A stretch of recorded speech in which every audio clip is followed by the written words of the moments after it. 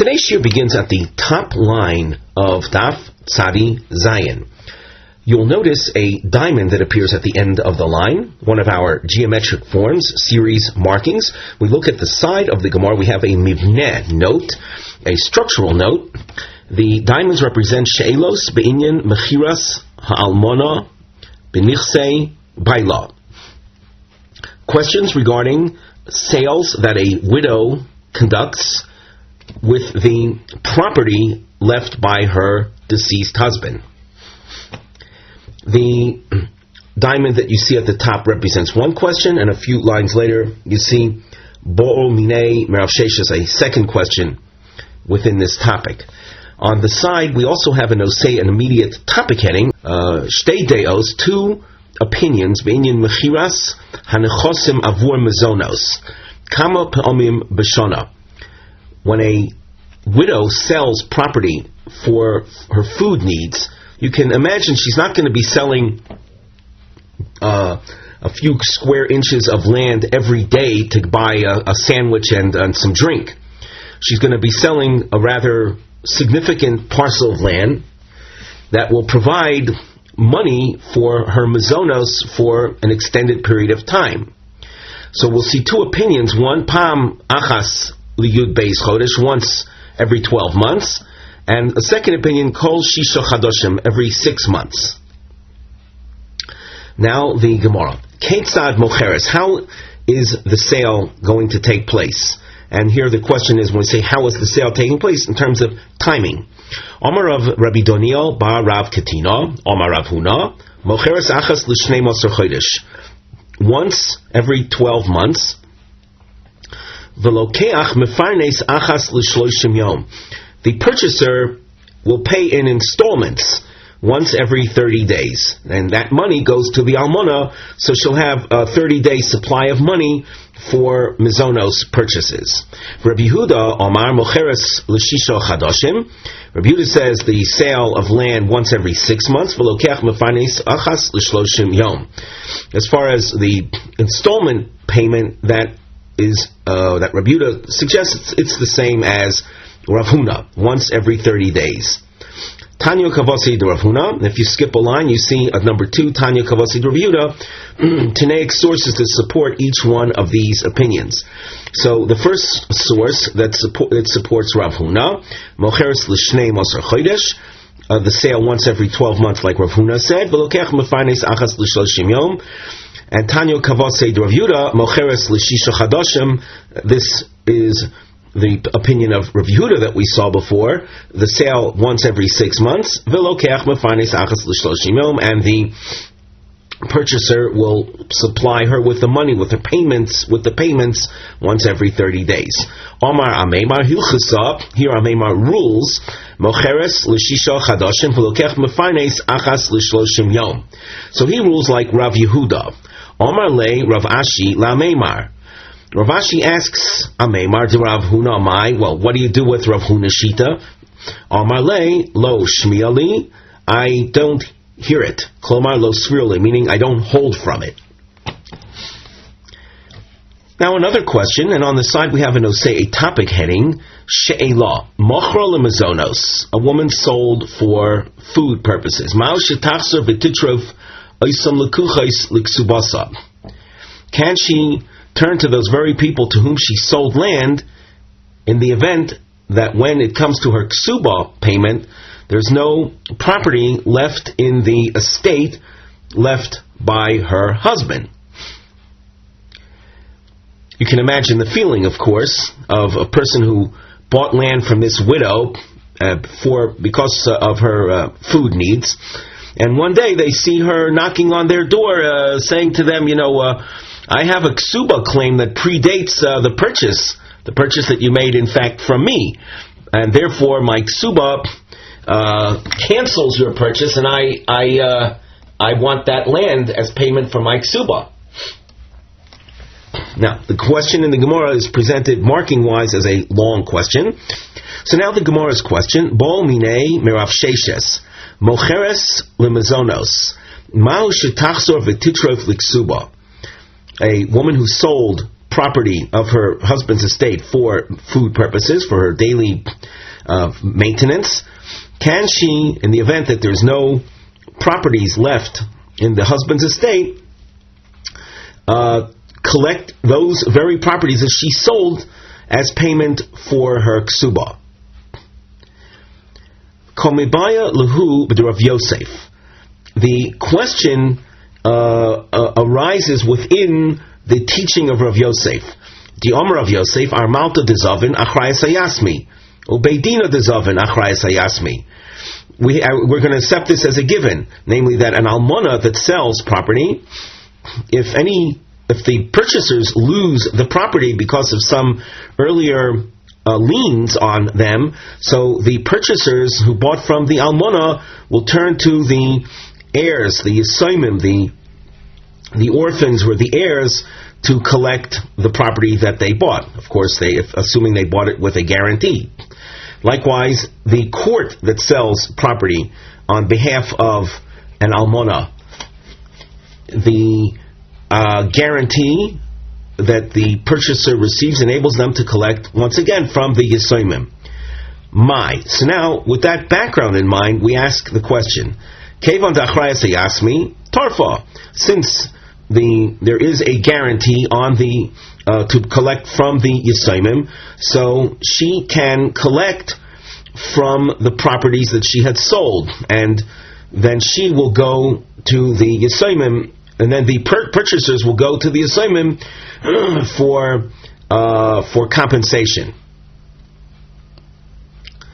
Oidilma, or possibly Motzi Amri law, possibly they can say to her, the purchasers can say to her, Nehid achrayas da'alma lo kabilas iluvach, granted achrayas guarantees because of outside earlier debts, so that you didn't accept on yourself.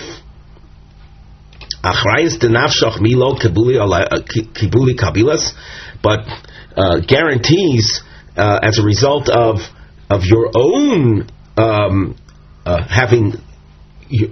your own needs to collect, that certainly you would have accepted on yourself. Omar lei, so Rav Sheshes answers to Nisuha. You can derive it from the following source: Moicheres v'hoileches ad kedei Kesubos. The almona is able to sell for mazonos purposes, but must make sure that there remains enough land by the orphans, by the heirs, to cover her ksuba. V'somich la shetigve ksubosa min hashar, and she'll rely upon that for her ksuba collection.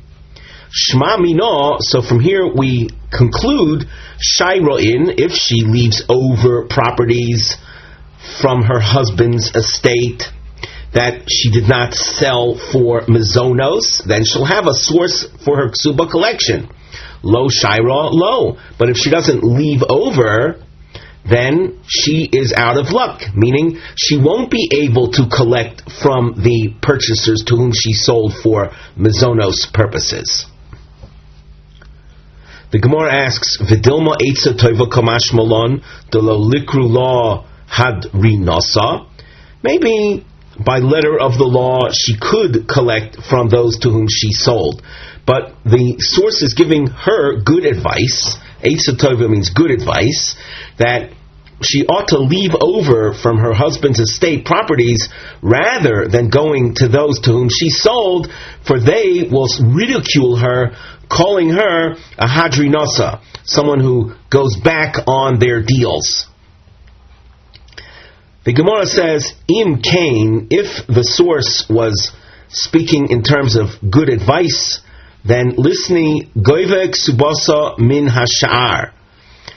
She collects her ksuba from the rest of the properties. My somach law. You notice we have a little arrow, and you can look at the arrow above.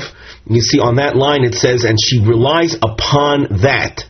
That expression indicates shma mina shayra in lo shayra lo.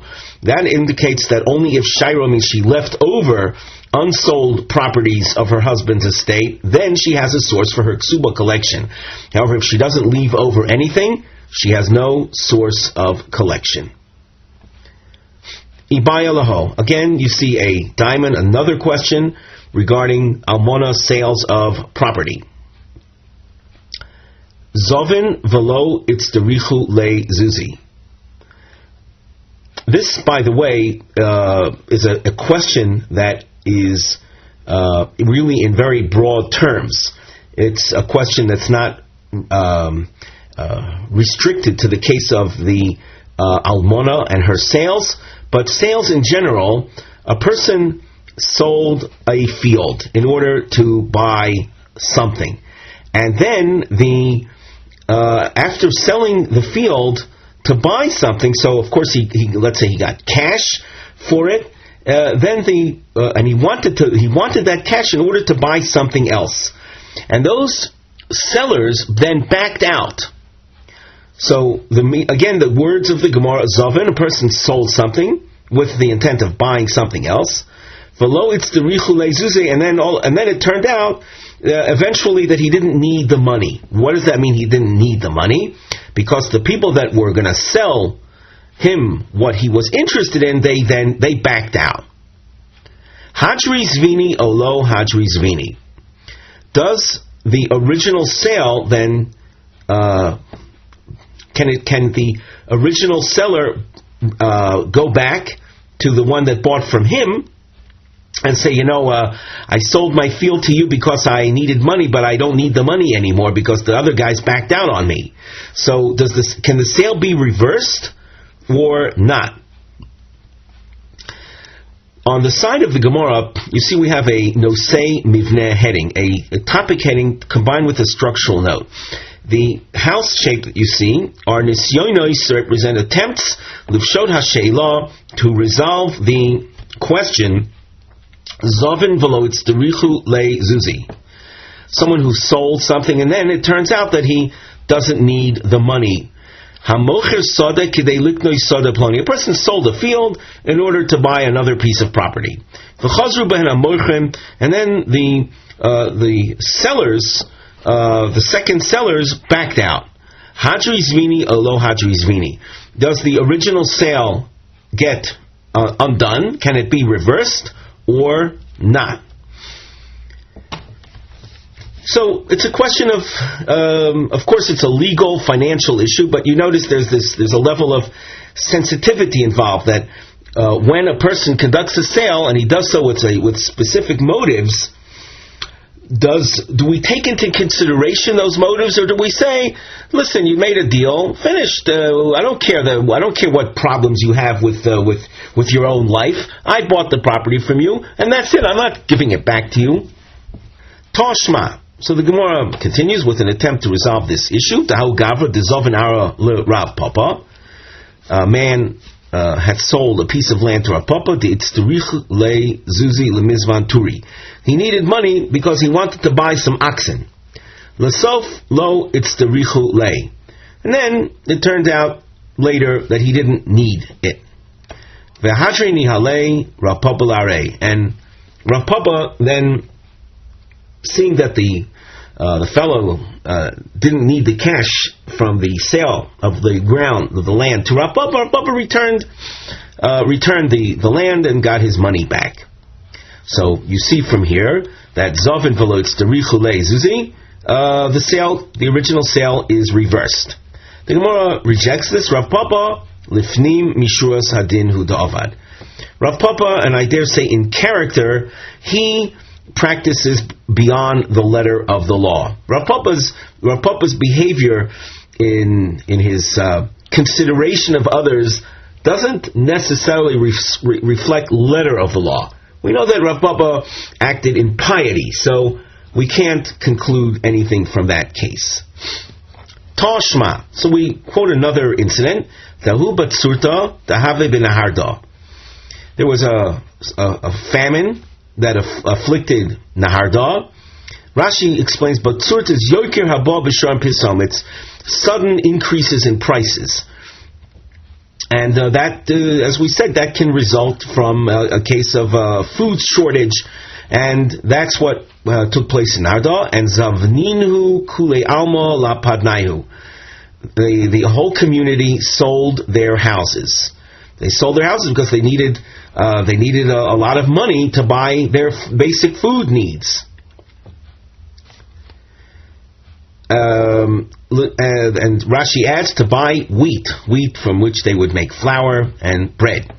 So the story goes on. L'sof asu chiti, and then a large amount of wheat showed up, so that they didn't need the money from the sales of their houses. Omar lahu Rav Nachman Dinahu Dahadri Apadni Lemarayu. Rav Nachman issues a ruling that those who bought the houses have to return the houses to the original owners, and of course they get their money back. So the Gemara rejects this. This is not a proof to the case of Zavin Velo Tzrich Zuzeh. Hasam Nami Zvini Betos Havu. There, it was a sale done under mistaken circumstances. It's not an example of a sale that at the time of the sale everything was on the up and up, everything was legitimate, and only later was there someone that backed out, or was there no need for the money. Here, at the time of the sale, it was already under mistaken assumptions. Digloi Milsa, it became known, the arba are boats, the akuli havu kaima. Let's take a look at Rashi. The arbi ba'akuli havu kaima shal yedei shegodol hanor. Rivers tend to increase in water volume from time to time, and as a result of that, hutzruchu hasfinos laleches al kalkulos. The boats that ordinarily travel a straight route and would have come on time, they had to take a circuitous route. V'ilu yadu hamoichrim kain, had the people who sold their houses known that at the time of their sale the boats were already en route, the boats full of wheat were already en route, lo hoyu mochrim otem, they wouldn't have sold their houses. In other words, at the time of the house sale, had they known the bigger picture, then they would have realized that there wasn't any wheat shortage, and the prices really were artificially raised because the communal vendors thought that there was not that the time for the wheat arrival had passed and no wheat, must be that there's some type of famine. That wasn't the case. There was an ample supply of wheat already en route at the time of the sale of their houses. Umishas mechira havaletos, at the time of the sale there was a mistake. However, when the sale, at the time of the sale, was not under any mistaken circumstances, at the time of the sale there was full intent on the mind of the second party to sell whatever item was agreed upon. Let's say, in this very case, the houses were sold, and the wheat vendors, after the houses were sold, backed out. I don't want to sell you the wheat. Or the wheat that eventually shows up in the town, in Naharda, came from a place that at the time of the sale, the boats had not left their port of origin. So that at the time of the sale, it was in anticipation of the need to buy wheat at a very expensive rate.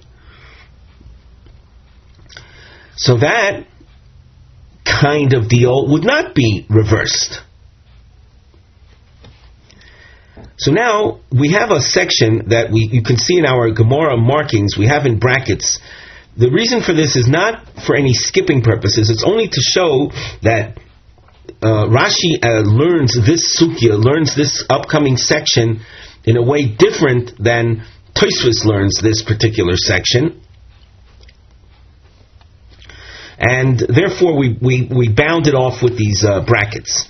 According to Rashi, the Gemara here is coming to strengthen the rejection of the proof that we tried to bring from Rav Nachman's ruling. And what do we mean by that? We're going to try to strengthen the dechia of the Gemara. If that's the case, that the sale was done under mistaken circumstances, Hainu, and now here Rashi adds a word vadai. That's in the Rashi version of the Gemara. He says that Hainu, this is then definitely Hainu vadai the Omar le Rami bar Shmuel Rav Nachman. Rami bar Shmuel objected to Rav Nachman's ruling by saying, Im Kain, if you're going to allow the sales of the houses to be reversed, Nimtseis machshilin losid lavo, you're going to cause literally a stumbling in the future. In other words, next time people need money, they're not going to find any buyers for their property, because they will remember what you just ruled, that the sale could be reversed. So who wants to pay money for something that he's going to end up losing? Omar Lei, so Rav Nachman says, you don't have to worry about that. Atu kol yoima batsurta shchicha. Is it an everyday affair that you have a sudden rise in prices? I had to rule in a case that happens infrequently. It's unusual. It's not an everyday thing. And therefore, people aren't going to hesitate in the future of selling because of something that's a very rare occurrence. Omar Lei, so Rami Bar Shmuel says, that's not true. But surta b'naharda mishkach shchicha. This phenomenon of sudden rises in price in Naharda is a rather common event. And it will be a michshol if you reverse the deal. Meaning that, once again, as we said before, if in the future it arises that people really need the money, they won't find people to buy their houses. Let's take a look at the Rashi, a few lines up from here. V'omar lei in batsur temenardo mishkach shiach. This was Rami Bar Shmuel's response to Rav Nachman. V'chayshinon ledilma asi arbi dekaimi bakuli v'hachri zvinayhu. And we're going to worry that maybe the same thing will happen again later. That boats will have already been en route. They were caught up in the circuitous route that they had to take. And people will say that the deal was based on mistaken circumstances. Shma mino taimo mishum mekach tois havi.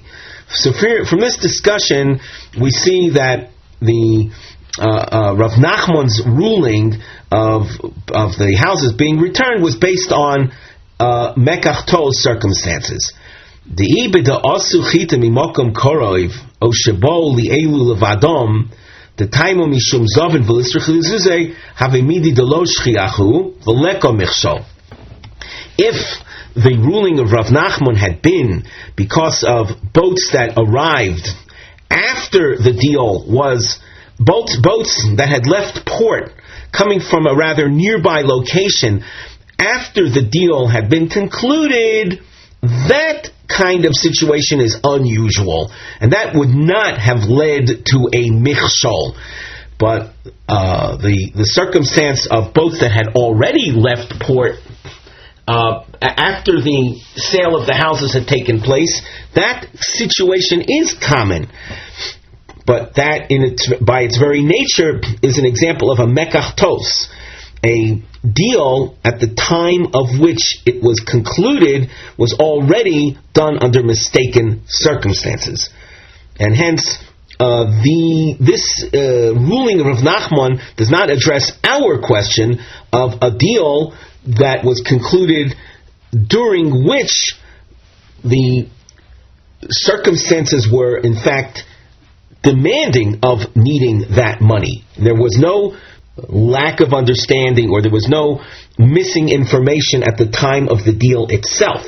The fact that later on the subsequent sellers backed out, that is a different case. The Gemara, however, rules, if a person sells property and it turns out later that the reason for his sale, namely the reason for his needing money, is no longer, then Hadri Zvini, the original sale, can be reversed. So you see an interesting a point, conceptually speaking, that when you conduct a deal and you think that the deal is at the time that you clinch the deal, that's it, it's finished. Not so. According to this Gemara, things are in a sort of state of suspension until later circumstances become clear. The Mishnah. Almona Bain min ha'erisin, bain min ha'nesuin, mocheres shelo bebeisdin. We're continuing with sales that Almona conducts of properties that were left by her husband. A woman who becomes an Almona from the state of Erusin, that's the first stage of marriage. The marriage has not been, she lost her husband before they consummated their marriage. She is not entitled to mizonos. So when we see her selling properties, she's selling it in order to collect her ksuba, to which she may very well be entitled. An almona, mina erisin, is entitled certainly to a basic ksuba. However, not to mizonos.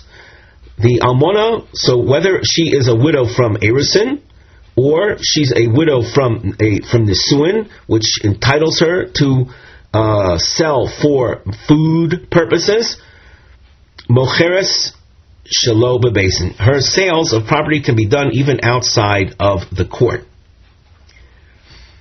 Rabbi Shimon Omer, min ha-nisuin mocheres shelo bebesin, an almona from Nisuin, whereby she's selling for mizonos purposes, she doesn't have to run to court every time she needs to sell for food purposes. However, min ha-erisin, an almona from the erisin stage, lo timkor elo bebeisdin. And here you see he differs from the Tanakama, that min ha-erisin sales must be done in Beis-Din. Mipnei she'ein lo mizonos. Those are sales that are done only for the ksuba. They're not for mizonos purposes. V'chol she'ein lo mizonos lo timkor elo bebeisdin. And anyone who doesn't have mizonos coming to her shall not sell other than in the court. The Rashi adds mocheres shelo bebeisdin. This has to do with the sales for mizonos purposes. Those sales are done shelo bebeisdin.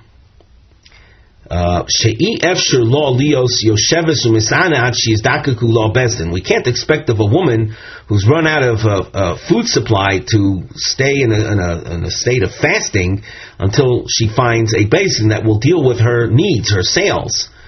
However, an almona from erisin, the sale is for ksuba purposes, for collecting the original financial guarantees that she received for her marriage. That is done. Those sales are done only in Beis-Din.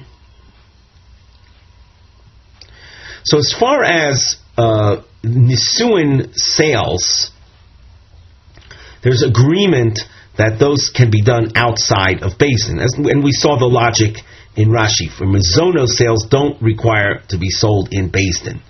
The issue is, what about ksuba sales? So according to the Tanakama, ksuba sales can be done outside of Beis-Din. According to Reb Shimon, not so. Bishlama min ha-nisuin mishum zoni. I understand why she can sell outside of Beis-Din from an almana from the Nisuin, where she had already consummated her marriage, whereby she's entitled to receive mazonos, that's understandable. Ella, we continue at the top of Omid Beis.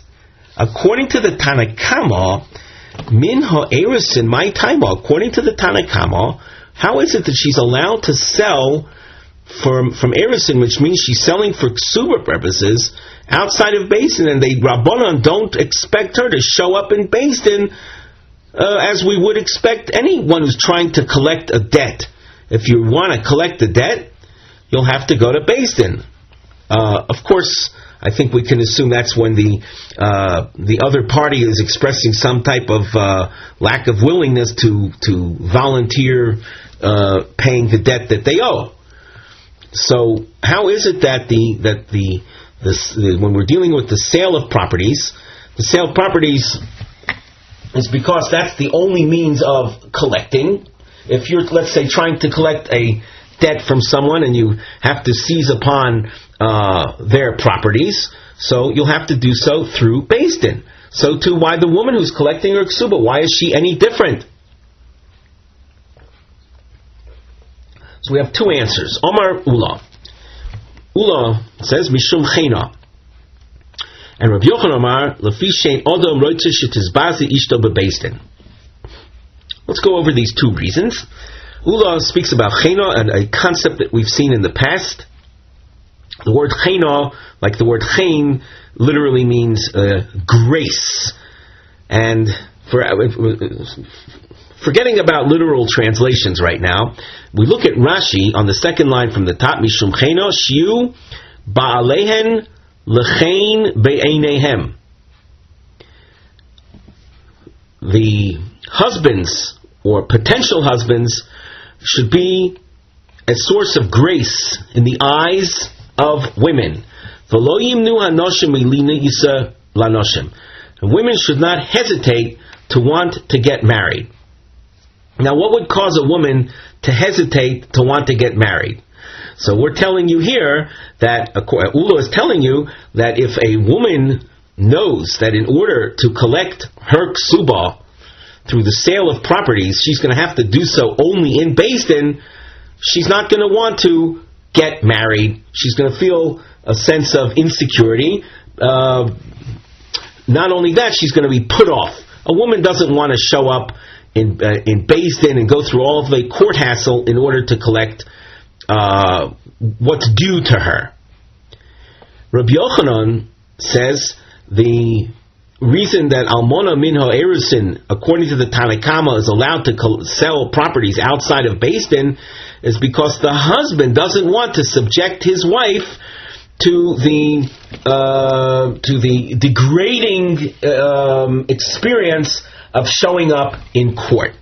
It's a traumatic experience to have to show up in court, and a person doesn't want to subject his wife to that bizayon, to that embarrassment, that disparagement. My binayu, what is a practical difference between Ula's explanation and Rabbi Yochanan's explanation? The Gemara answers, Iko binayu grusha. The point of difference would be a divorcee's sale of properties. Laman diomar mishum chena, according to this idea of chen, that women should want to get married, and an impediment to that would be the legal demand of the woman showing up in court. Grushanami bayachen. Just because she's a divorcee, that doesn't detract from the general concern that women need to be encouraged to want to get married. So she also falls into that category. And as Rashi says in very direct terms on the third line from the top, Grushanami bayachen takanto mishum chena.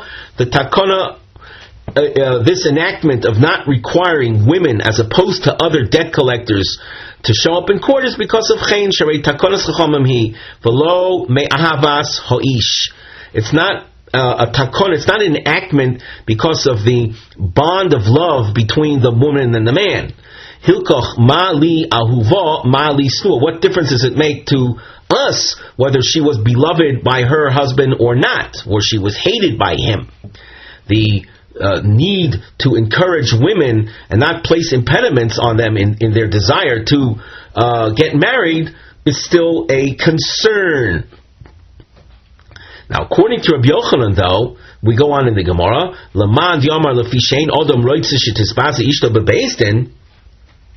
that the marriage is predicated on her collecting her ksuba through property sales, because the husband would not want his wife to be degraded or embarrassed by showing up in court. Grusha lo ichbasle. If it's a divorcee, he will not be concerned with her degradation. So that, according to Rabbi Yochanan, a grusha's sale of properties would have to take place only in Bezdin, just like any other debt collector and sale of properties or seizure of properties. We continue, bearing in mind we have a machlokes, Ula and Rabbi Yochanan, as to the explanation of the Tanna Kama's rule that Almona Mina Erisin can sell for ksuba collection purposes. That's what she's selling for, outside of Bezdin. So the triangle that you see is explained on the side. Shtei kushos mimakoros tanoim al ula. We're going to have two questions from Tanaic sources on ula. I just want to repeat something, that Ula and Rabbi Yochanan were arguing within the Tanna Kama. The Tanna Kama, the first, not Reb Shimon, within the Tanna Kama, who enabled the Arusa sales to take place outside of Bezdin, leaving room for these different considerations of Cheno or Einol Rosa Shetisbazi Ishto. So we have a quote now, Tanan. This is a quote from the upcoming Mishnah. Ugrusha lo simkor elo bebezdin. A grusha, when she sells, she shall not sell the properties in anticipation of her collection of the ksuba other than in the court. Bishlamola mandamar lefi she'ein odom roitze shetisbazi ishta bebezdin. According to Rabbi Yochanan, who explained the reason for sales outside the basin for ksuba purposes is because the husband doesn't want his wife subjected to that, to the indignation of standing in court. Grusha lo ichbaslei. When it comes to a woman he divorced, so he doesn't care about that. Therefore, she has to show up in court, as the Mishnah says. But according to Ula, who explained the sales outside of Bezdin in order to preserve the Chain, Grusha nami bayo Chain. In the case of the Grusha also, she's a woman, she's part of womankind, and we want to preserve Chain, and that will be disturbed if we insist on her showing up in court. The Gemara answers, Ha mani Rabbi Shimon he. The upcoming Mishnah reflects the opinion of Rabbi Shimon. Now we saw Rabbi Shimon in our Mishnah, and you saw there that he does not have any sales, any Erusin sales outside of Bezdin. He does not hold from Chaim. We have a new marking that we just started, the volcano shape, and you'll see as you skim down the lines how this shape appears in a flip-flop fashion. This is explained on the side of the Gemara as a ma'akav, an attempt to keep track of the give and take style of the Gemara, with the narrow part facing up. That represents a tshuva, a response, and a response then would mean something beneficial for Ula, and the flipped over shape will be a she'ela, presenting a problem, a question. So as far as Ula is concerned, if you assume that the upcoming Mishnah is according to Reb Shimon, then fine. Ula, as we said earlier, pointed out the Chain consideration only as an explanation for the Tanna Kama, not dealing with Reb Shimon at all. Reb Shimon, in fact, disagrees. The Gemara asks, Rabbi Shimon, if the next Mishnah is Rabbi Shimon and telling us that you don't have to consider Chain in formulating halacha. Ha Tanole Reisha. He taught that in the first part of the Mishnah, namely the Mishnah that we learned at the bottom of Omen Aleph. One should realize that the Mishnayos are oftentimes just viewed as a continuum, so that the upcoming Mishnah is called the Seifa, the end of the Mishnah, and the Mishnah on Omen Aleph was the beginning of that same Mishnah. So the end of the Mishnah at the end of Omen Aleph, the Reisha, the beginning part, already taught. This is a quote from Reb Shimon: "Minho erisin lo timkor elo bebezdin." That's Reb Shimon speaking. That ksuba sale done by a sale done by an arusa, which means it's a ksuba sale, must be done only in Beis Din. Well, you see from there that Reb Shimon doesn't hold from Chena, so I don't need the upcoming Mishnah for that. Gemara says, no, I do. Ma'u detema, without the upcoming Mishnah, I would have reasoned as follows. Almona mino erisin hu de lo nafish chen dida. Aval grusha de nafish chen dida, emo tiboy chen. You'll notice Rashi, the lo nafish chen dida shalohoisa lo chibas bia v'lo yeira b'einei hanoshim im hutracha zu. Here we have to just pause a moment and let's say think in psychological terms. We mentioned before that women, we don't want to place impediments or points of discouragement in the face of women that would discourage them from wanting to get married. So we have to think, what would discourage a woman from wanting to get married?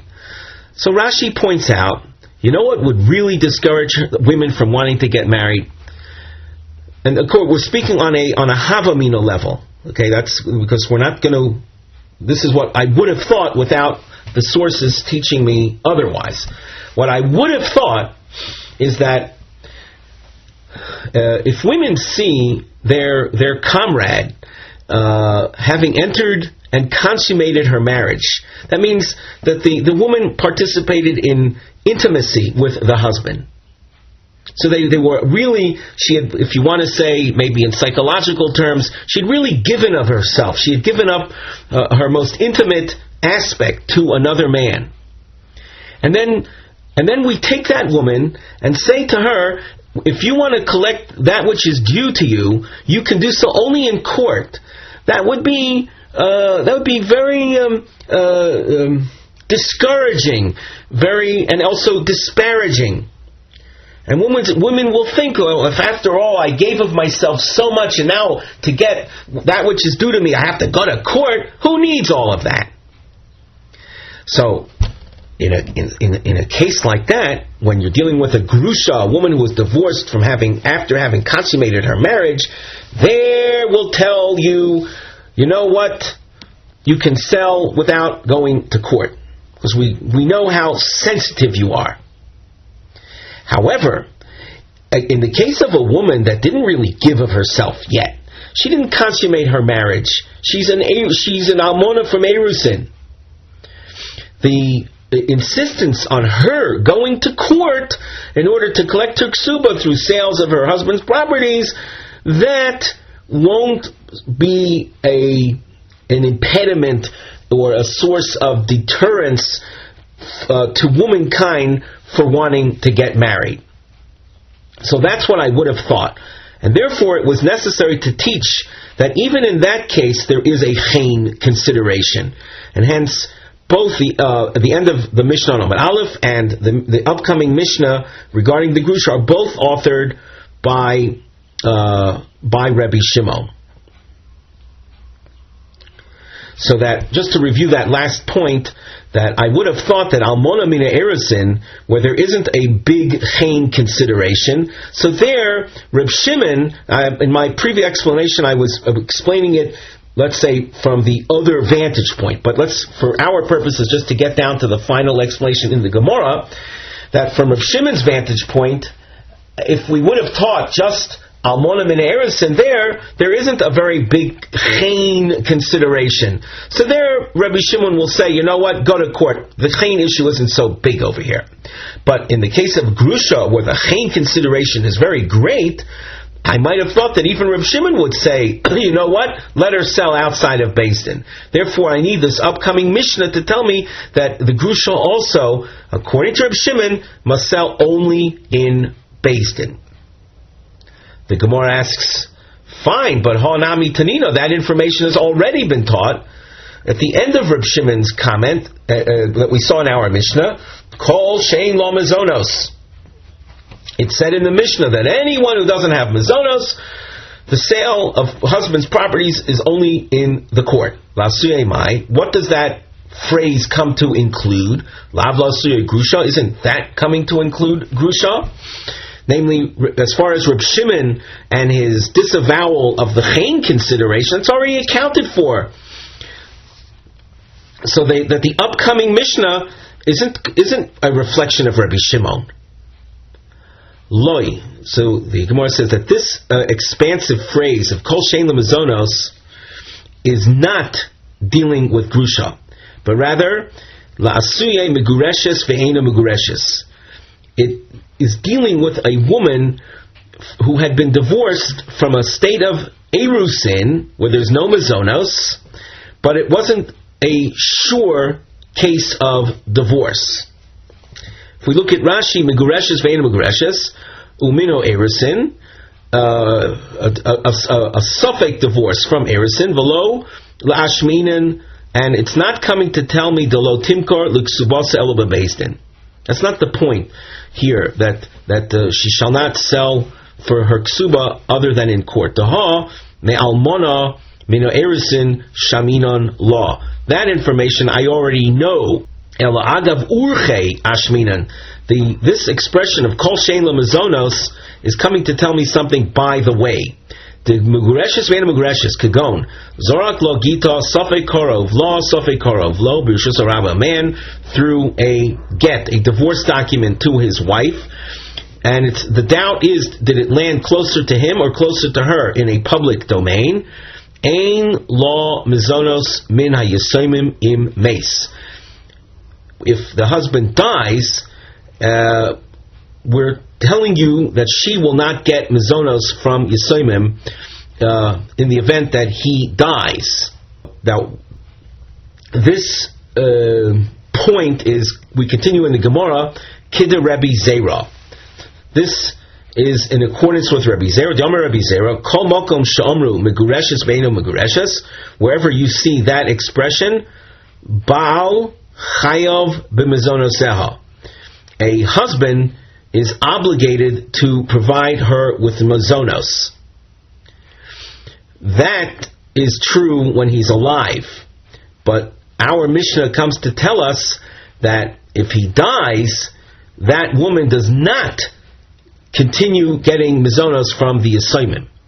And here we look at the Rashi again. The next Rashi, Kid Rebbe Zera, the Omar, Bailo Chayav Mizazel Bechayav. In a case of a woman who was suffix divorced, he has to support her with mizonos.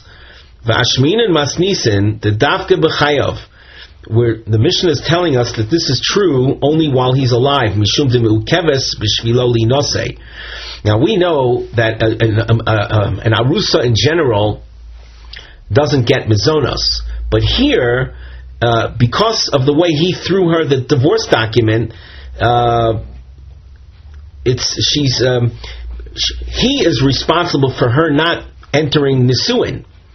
Achar misa, let me just go over that last point. And since she's mukeves b'shvilo, because of his action, she is restrained from entering nisuin.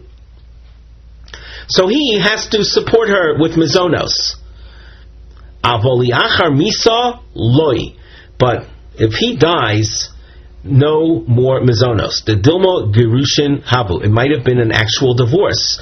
The get might have landed, in fact, closer to her. The ain law mizonos. The misfeko lo mafkino mamona. When you have a state of doubt, we don't take money away from the party holding on to it. In other words, we're not going to take away from the heirs to feed a woman that might have, in fact, been divorced and not entitled to mizonos to begin with. So we're still looking for some Tanaic source to settle the machlokes between Ula and Rabbi Yochanan, as far as the reason behind the Tanakama saying that an arusa sale, which means a ksuba collection sale, can take place outside of Beis Din. Is it because of chen, or is it because of fishein adam roitzish tizbaze ishtay bebeis din? Toshma kishem shemocheres shelo bebeis din kach yorsheha yorshei ksubosa moichrim shelo bebeis din. Just like the woman is entitled to sell outside of the court, so too her heirs. These are people that are coming to sell their their mother's husband's property in order to get the ksuba that she had been entitled to, that they in fact inherit. So they are able to sell for the collection of her ksuba outside of Beis Din. Bishlama leman diomar lefishein adam roitze shetizbaze ishtoy bebeis din. According to Rabbi Yochanan, this can make sense. Just like with regard to his own wife, the husband was not amenable to her being subjected to disparagement. Regarding her heirs, also he doesn't want them to be disparaged. But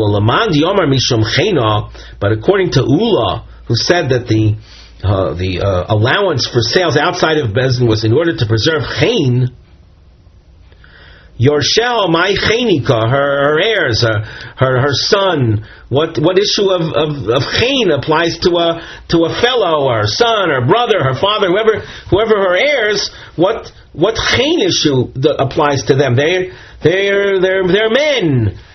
The Gemara answers, Tirgama Ula explains this source above, the number 2 triangle source. Kagon shiur shosa bito achosa. Yeah, she was inherited by, she had heirs, they happen to be females, either her daughter or her sister, and the same chen consideration applies to, as we said before, to womankind in general. That if women have to go to court in order to get that which is due to them, they are going to be put off. And likewise, her daughter would be put off in wanting to get married, or her sister. Now we come upon a new Mishnah. On the side we have a topic heading. Ha'isha shigavsa oimochro mixas ksubasa. A woman who collected or sold part of her ksuba. Mahadin legabi mechiras hanechosim kedei ligvoi shar haksuba and mizonos. What halachas apply to the woman and her sales in order to collect the balance of the ksuba, or in order to collect mizonos? The Mishnah. Mochra ksubasa o miktsasa. A woman sold her ksuba, and we've seen this in the past, this idea of a woman selling the ksuba. She might do so, that would entitle someone else to take over her position in potentially collecting that ksuba. So a woman who sold her ksuba, or part of it, mishkina ksubasa o miksasa, or she set up her ksuba as collateral, or part of it. Nosna ksubasa liacher o miksasa, she gave away part of her ksuba, either the whole amount or part of it. Lo timkor es hashar elo bebeis din. Rashi says, Lo timkor es hashar, Rabbi Shimon ka'omar law. This is Rabbi Shimon speaking. The Omar ein mocheres shelo bebeis din elo lemazonos. Rabbi Shimon set down a rule that the idea of a woman selling properties outside of court is true only for mizonos collection. V'zu mikivan shigavsa miktsasa. In this case, we're dealing with a woman that collected part of her ksuba. Ein law mizonos. She is not entitled to mizonos. V'hachi muki law ba Gemara Rabbi Shimon. What Rashi is telling us now is something the Gemara will establish later. V'chachomim oimrim moicheres hi afilu arbo v'chamisha pomim a woman can sell property toward her ksuba collection, even in installments, 4 or 5 times. Umucheres lemizonos shelo bebeis, and in the interim, she is able to sell for mazonos outside of Beis Din. The Kesubos, and when she sells property for her mazonos purposes, she writes in the shtar mechira, in the deed of sale, lemazonos macharti. I sold this land for my food purposes. And we explain in Rashi, as we said before, this is an eitzah tova, it's good advice, so that she shouldn't be considered a ravenous individual. That, in other words, let me correct myself. She writes lemizonos macharti, that will then enable her to later collect even from mishubodim if she needs to collect her ksuba. Ugrusha lo simkor elo bebeis din. A divorcee, when she sells to collect her ksuba, it shall be done only in Beis Din. Rashi here reviews a little bit of what we learned earlier, and let's look at it together. Elo bebeis din, leman deomar taimo mishum eino rotze shetisbazda. According to Rabbi Yochanan, who explained the almona mina erison case, that's a different case than this. The Tanakama that said that it sold only the almona mina erison can sell outside of Beis Din. Why? Because a man doesn't want his wife to be subjected to disparagement. Here, in the case of a grusha, lo ichbas lei v'divrei hakol hi. This would be in accordance with everybody, the Chachamim and Rabbi Shimon. Ulaman de'uki taimo mishum chena. Those who explain, that's Ula, who explained the Tanakama that said almona min erison can sell outside of Beis Din because of a chena consideration. Rabbi Shimon he. This section of the Mishnah that says a grusha shall sell only in Beis Din, this is in accordance with Rabbi Shimon, who doesn't hold from the principle of chena. Now the Gemara, masnisin moni, the Tanakama of our Mishnah that spoke about a woman who had sold even part of her ksuba, the balance of which, if she wants to collect the balance, she can sell properties only in the context of Beis Din. Who authors this? Rabbi Shimon he. This is in accordance with Rabbi Shimon. Desanya, and here you'll see a Tanaic source. Mochra ksubasa, mishkena ksubasa. She sold all of her ksuba, or she offered it as collateral. Also ksubasa apoteki liacher. Or she set up her ksuba as a source of collection to someone else. Ein lo mizonos divrei, and here we have we can read the gears of divrei Rabbi Meir, or understand this is the opinion of the Tanakama. So when do we say she loses mizonos? That's when she sold sold all of her ksuba. However, if she sold part of the ksuba, she gets mizonos. And we can understand this idea of selling part of the ksuba means selling properties in order to collect a fraction of the ksuba. If that's what happens, it's in our mind as if she sold nothing and she's entitled to continue receiving mizonos. When does she lose mizonos? When she sold off everything. In other words, she sold off properties to collect the entire ksuba. Rabbi Shimon Omer, afal pi shelo mochra v'lo mishkena ksubasa elo machzisa, even if she didn't sell for the whole ksuba, just for part of it, half of it, ibda mizonos el, she loses the rights to collect mizonos. So our Mishnah that said miktsasa lo timkor es hashar elo bebeis din, that is in accordance with Rabbi Shimon. And what does that mean? Lo timkas hashar elo bebeis din, because the Beis Din sales, those are sales only for ksuba, no more mizonos. The Gemara asks a question. You'll see it's a long question, followed by a long answer. L'meimar, are you telling us then, the Rabbi Shimon Sovar, the lo amrinon miktsas kesef kechol kesef? That Rabbi Shimon does not hold from the idea that the part that is outstanding is as if the entire ksuba is still outstanding. Now, if you say that we view the part that's outstanding as if the entire ksuba is still outstanding, so she would be entitled to continue receiving mizonos.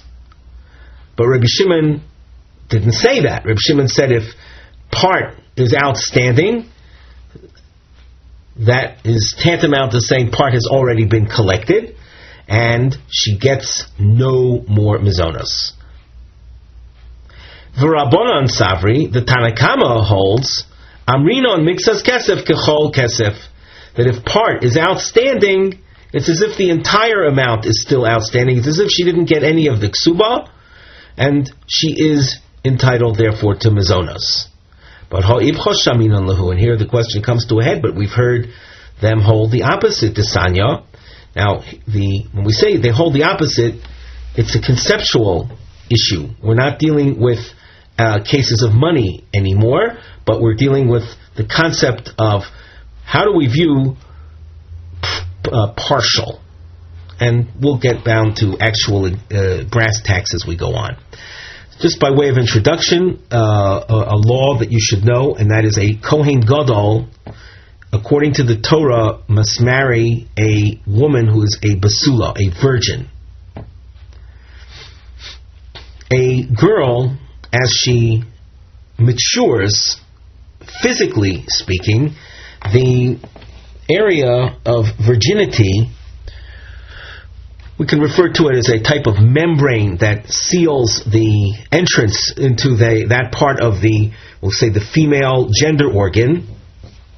The membrane that seals the entrance that we call the basulim, as she matures, it contracts.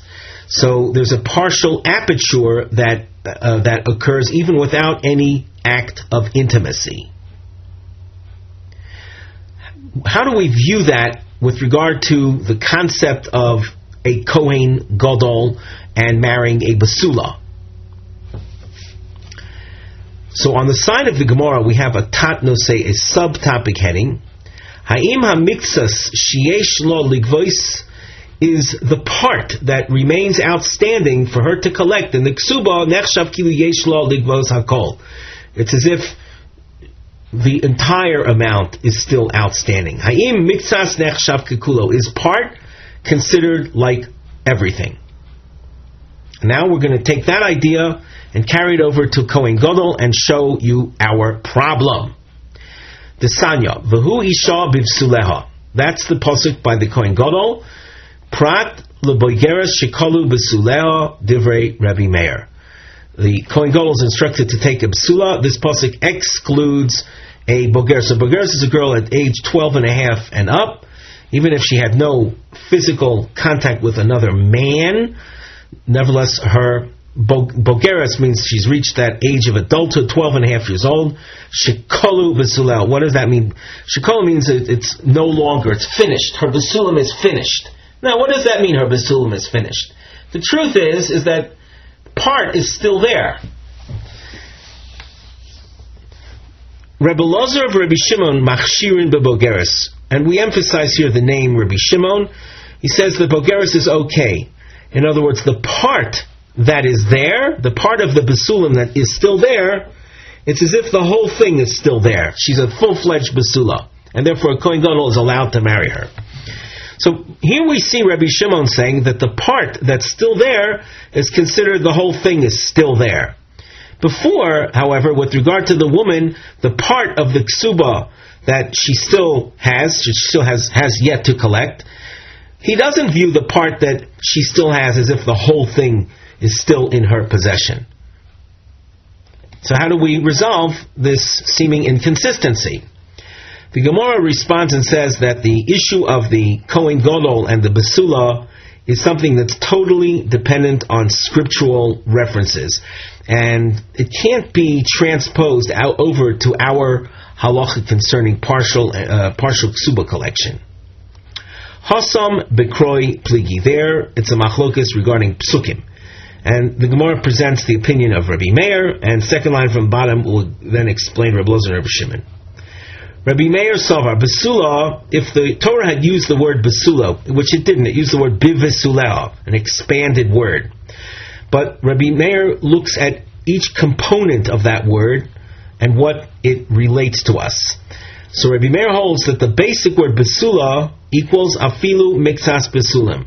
Had the Torah used that word, then even a woman with partial basulim, the Bogeres would have been suitable for a Kohen Gadol. Bisuleha, adika kulu basulim. However, the Torah uses the word bisuleha, which tells me that she won't be kosher to a Kohen Gadol until all of the basulim is present. And therefore a Bogeres is psula. Bivisuleha, that word teaches me something else. B'kedarka in shelo kedarka lo. If a girl had been exposed to an act of intimacy, she'll become rendered unfit to a Kohen Gadol if the intimacy was in the normal male-female form of cohabitation. However, if it was shelo kedarka, that would mean that the man entered her, but not through the normal orifice of reproduction. That's shelo kedarka. That type of intimacy would not render the girl unfit to marry a Kohen Gadol. Rabbi Ozer, Rabbi Shimon Savri, Basula Shleimo Mashma. The word Basula had the Torah written that, then the insistence would have been on a Kohen Gadol marrying a girl who is not even a Bogeres. She has to be a complete Basula. Basula equals Afilu Mixas Basulim. The fact that the Torah uses the word Bivsuleh, so Bivsuleh teaches me that even if part is there, she's kosher for a Kohen Gadol. And hence, Rabbi Shimon's opinion that we saw before, that a Bogeres is acceptable to a Kohen Gadol. The Torah, now we continue at the top of Tzadi Chesom and Aleph. The Torah says Bivsuleh, that's the actual word that appears. For Rabbi Shimon, that means something else. It means shiur kol b'suleh kayomin, bein b'kedarka, bein shelo kedarka. Without translating them more literally, bivsuleh tells Rabbi Shimon that if the girl had any contact with the man, whether it be in the kedarka fashion or even in the shelo kedarka fashion, she's rendered unfit to a Kohen Gadol. So, just in going over the last a piece of Gemara, we saw the Gemara establishing that our Mishnah, which mentioned that if she had sold part of her ksuba, the balance she must collect in Beis Din, namely any further sales of husband's properties would be for ksuba collection only, no mazonos collection. She loses her mazonos rights by having sold off part of her ksuba, which meant that the part that remains is only that, it's not as if everything remains. That is in accordance with Rabbi Shimon. And then we went ahead and evaluated the shitos of the Tanakam Rabbi Shimon. How do they view part in the context of other areas of halacha, namely the Kohen Gadol area? And then we said that that is an unrelated area because it's governed by specific scriptural references. Hahi itza the tafsa kasa bekaspa b'ksubasa. There was a woman that grabbed hold of a silver cup as payment for her ksuba. Now that silver cup was not worth the amount of her ksuba. Kotava mazoni. Well, she said, well, I didn't get my full ksuba payment, so I'm still entitled to receive mazonos. Asoy lekame de Rava. The case came to Rava, she's still entitled to receive mazonos. Omar lahu liyasmi. Rava told the assignment, told the orphans, told the heirs, zilu havu la mazonos. You have to continue paying her mazonos. Lest the chosh law de Rabbi Shimon, we don't hold from Rabbi Shimon Diomar Lo Amrina on Mixas Kesef Kechol Kesef.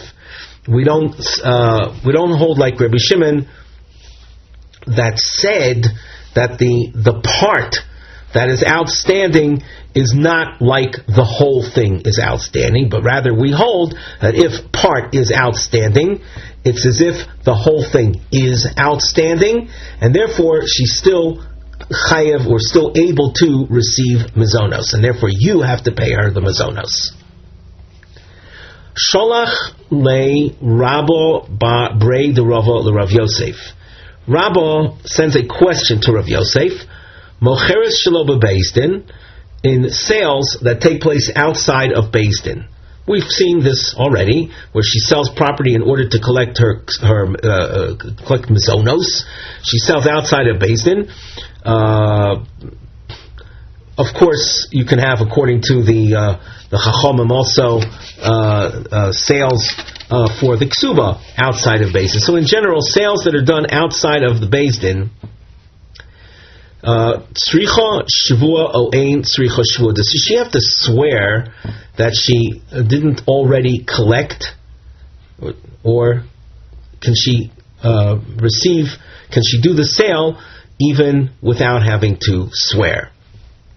Of course, if she had already collected whatever she needed to collect and goes ahead and sells properties just for own purposes, that's illegal.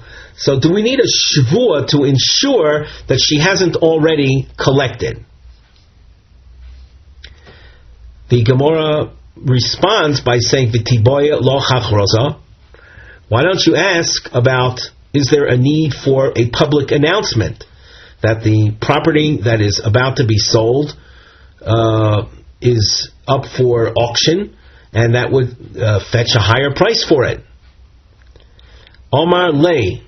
So Rabbo says back to Rav Yosef, Hachroza lo kamiboyali. I don't have any question about Hachroza. The Omer Bizeron Rav Nachman, Almona shishama liatzma.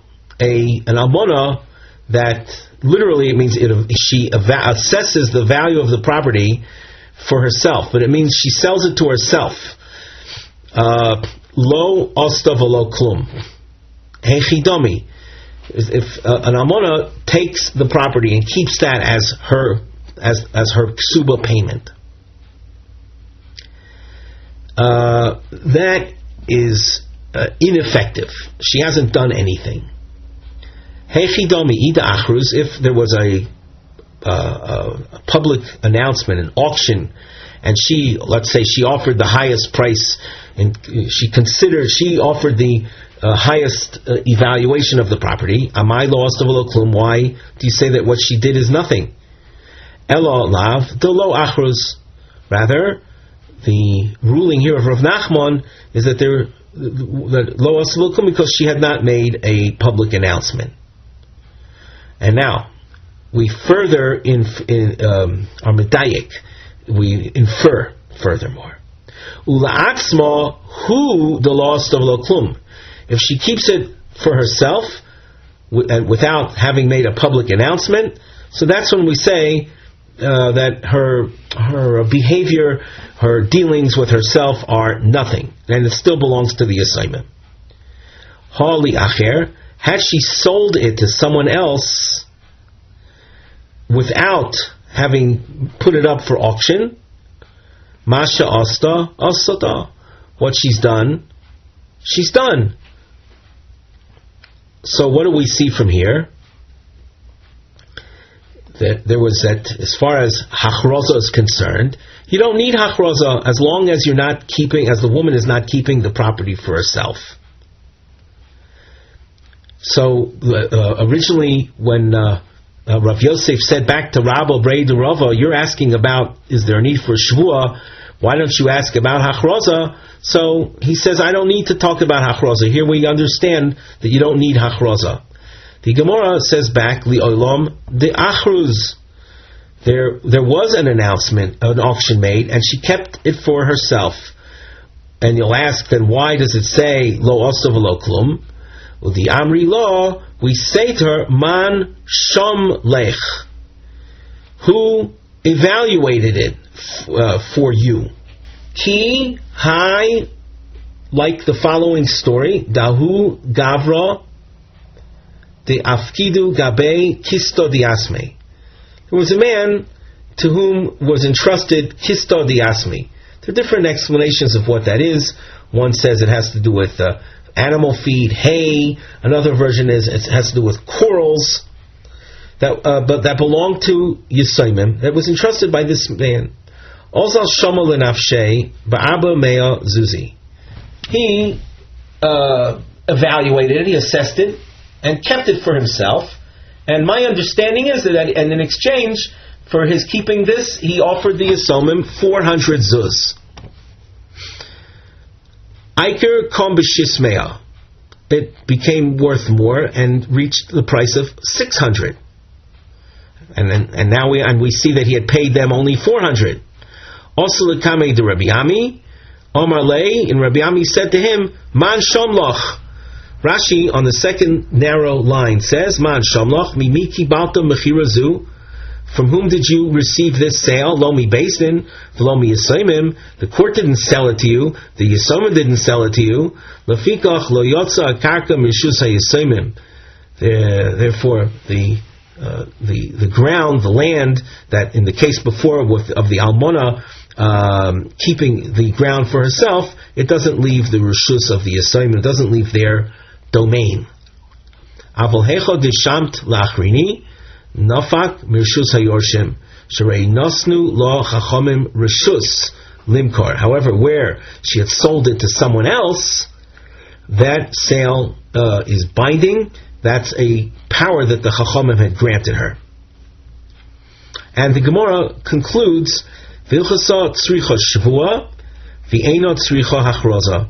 The Gemara rules as far as a sale of an almona outside of Beis Din, there is no need. Let me correct myself. She needs to take a shvua, but she doesn't need to subject or to set up the item for public sale, for hachroza, for auction.